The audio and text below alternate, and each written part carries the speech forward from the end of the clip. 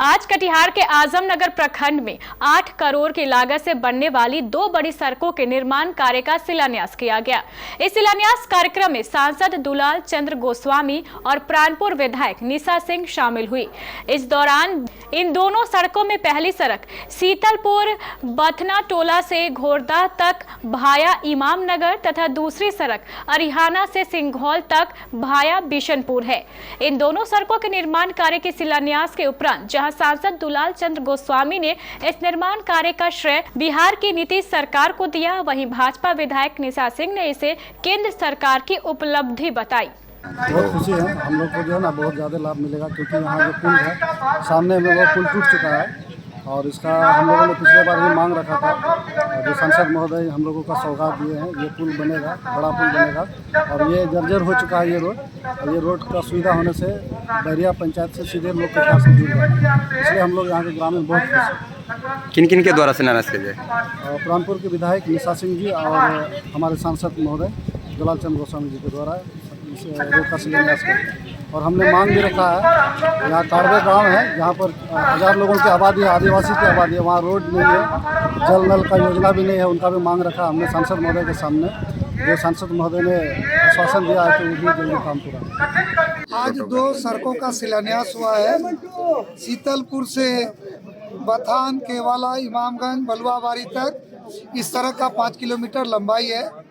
इसमें जो है इस सड़क में 5 पुल भी बनेगा, 4 पुल बनेगा और 5 होम पाइप वाला जल निकासी वाला लगेगा और ये लगभग 4 करोड़ 5 लाख की लागत से बनेगा। उसी तरह से अभी जहाँ पर है दूसरा भौगांव रोहिया अरियाना सड़क पर सिंगौल भाया बिशनपुर, ये लगभग 6 किलोमीटर का होगा।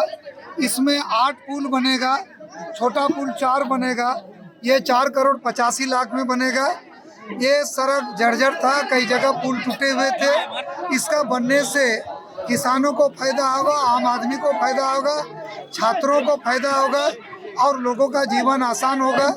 तो ये हम लोगों ने संवेदक और इंजीनियर को कहा है कि काम शुरू हो गया तो ससमय ये सड़क बन जाए और इस सड़क का लाभ इस क्षेत्र को मिलेगा। हजारों लोगों की ये मांग है सर कि रोहिया पुल को लेकर के कई बार जो है स्थानीय लोगों द्वारा मांग की गई है, लेकिन इस पर अब कुछ राहत तक क्या हुआ इसकी जानकारी नहीं मिल पा रही। नहीं, देखिए हम एक नया 4 लेन NH का मांग किए हैं जो कटिहार, बस्तौल, रोहिया, खोपरा, आजमनगर, बारसोई, बीघोर, मकरा, बाहिन, रायगंज, बालूरघाट होकर बांग्लादेश तक लगभग ये 127 किलोमीटर का होगा।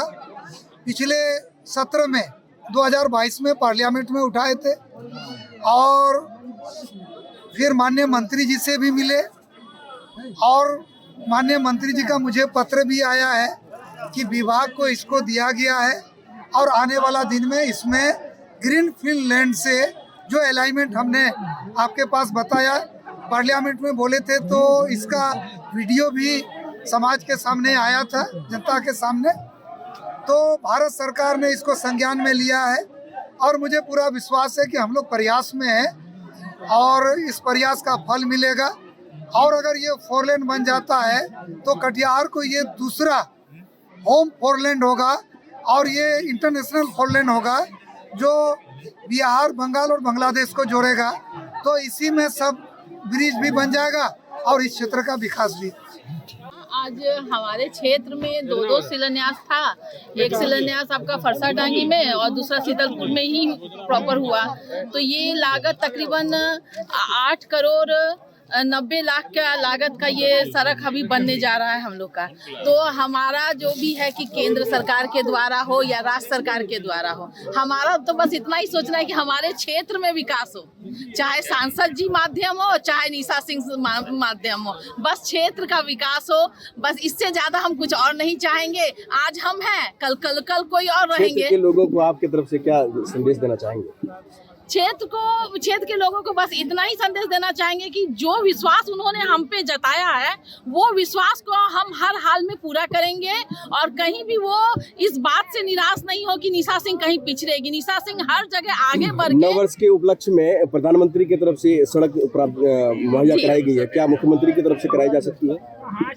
मुख्यमंत्री जी अभी हमको बड़ी निराश कर रहे हैं, तो अभी मुख्यमंत्री जी की तरफ से हम कुछ शासन अपने तरफ से नहीं दे सकते हैं। हम अभी अपने माननीय प्रधानमंत्री जी पे ही आश्रित हैं और उन पे ही आश्रित हैं, और जो होगा मुख्यमंत्री जी भी लगे हुए ही हैं। बाय द वे उनकी वजह से भी हमारा बहुत काम निकल जाए, हम ये ऐसा आशा करते हैं मुख्यमंत्री जी से। हम कई तरह का गुहार भी लगाएंगे कि मुख्यमंत्री जी हमारे क्षेत्र को देखिए, और हम जो है विपक्ष में ही हैं, पर विपक्षों का भी बात सुना जाए और काम को बढ़ाया जाए। चाहे खाद हो, अभी खाद की कितनी दिक्कत हो रही है, खास करके यूरिया की। तो यूरिया केंद्र सरकार से मिल रहा है, तो कहाँ अटका हुआ है? तो राज्य सरकार में अटका हुआ है। तो वो भी हम मांग करेंगे मुख्यमंत्री जी से कि जहाँ ब्लैकमेलिंग हो रहा है, जहाँ पे आप अटका के रखे वहां से निकलवाइए। 2.5 गुना ज्यादा आपको खाद मिला है, जहाँ की हमारी लागत थी 4। जब राज्य सरकार से पूछा गया कि आपको कितनी यूरिया चाहिए, तो आप लोग वहाँ से केंद्र राज्य सरकार ने बोला कि 400 लगभग के चाहिए। तो यहाँ जबकि केंद्र से 680 टन यूरिया मिला, तो कहाँ अटका हुआ है? अगर 400 टन आप वितरित कर दिए तो बाकी का 280 टन कहाँ पे अटका हुआ है? हमारी जनता क्यों बार बार इस बात के लिए बोल रही है कि खाद नहीं मिल रहा है, यूरिया नहीं मिल रहा है? तो कहीं ना कहीं राज्य में गड़बड़ी है। राज्य को सुधारे, देश तो बाद में सुधारिएगा आप मुख्यमंत्री ये जी। बहुत बड़ा क्षेत्र है और इसको मुख्यालय से जोड़ने के लिए विधानसभा में अब तक कोई आवाज नहीं उठाई। आप शायद न्यूज नहीं देख रहे हैं।